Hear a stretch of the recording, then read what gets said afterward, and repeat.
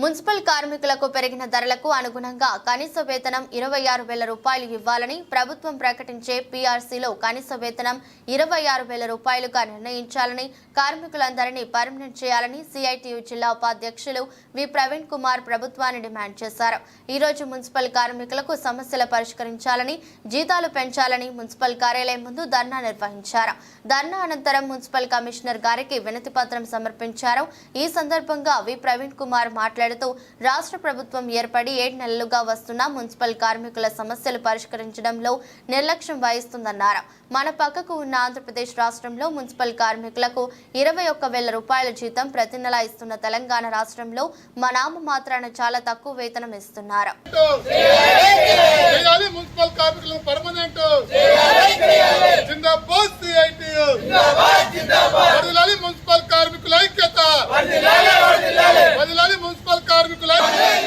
ఇవ్వాలి పెరుగుదల కనీస వేతనం 26,000 రూపాయలను ఇవ్వాలి. పక్క ఆంధ్ర రాష్ట్రంలో ఇస్తాడు, తెలంగాణ రాష్ట్రంలో కూడా మున్సిపల్ కార్మికులకు 26,000 రూపాయలను పక్క రాష్ట్రంలో ఇస్తూ తెలంగాణ రాష్ట్రంలో కూడా మున్సిపల్ కార్మిక వేతనాలు ఇవ్వాలి. పక్క రాష్ట్రంలో ఇస్తూ తెలంగాణ రాష్ట్రం మున్సిపల్ కార్మిక వేతనాలు ఇవ్వాలి. జిందాబాద్ సిఐటియు, జిందాబాద్ సిఐటియు. గత 25 సంవత్సరాల నుంచి ఈరోజు మున్సిపాలిటీలో శానిటేషన్ విభాగం కానీ వాటర్ సప్లై విభాగంలో కాంట్రాక్ట్ కార్మికులు పనిచేస్తూ ఉన్నారు. కానీ ఇప్పటి వరకు ఈరోజు ఈ ప్రభుత్వం వచ్చిన తర్వాత 6 నెలలు అయిపోయినా ఇప్పటి వరకు కూడా మున్సిపల్ కార్మికులు కనీసం పట్టించుకోవట్లేదు. గతంలో ఉన్నటువంటి ప్రభుత్వం కూడా పట్టించుకోకపోవడం వల్లనే ఆ ప్రభుత్వాన్ని ఈరోజు తెలంగాణ రాష్ట్రంలో కార్మిక వర్గం ఇంటికి పంపించారు. ఈ ప్రభుత్వం రాకముందు కూడా మున్సిపల్ కార్మికులు పర్మనెంట్ చేస్తాము, కనీస వేతనం 26,000 ఇస్తామని చెప్పి ఈరోజు 6-7 నెలలు అయిపోయినా కనీసం మున్సిపల్ కార్మికుల నుంచి ప్రభుత్వం ఆలోచన చేయట్లేదు. పక్కా రాష్ట్రంలో ఉన్నటువంటి ఆంధ్రప్రదేశ్లో మున్సిపల్ కార్మికులకు నెలకు 21,000 రూపాయలు ఆంధ్ర రాష్ట్రంలో ఇస్తా ఉన్నారు. మా తెలంగాణ రాష్ట్రంలో ఎందుకు ఇవ్వకూడదు ఒకసారి ప్రభుత్వాన్ని ప్రశ్నిస్తూ ఉన్నాం.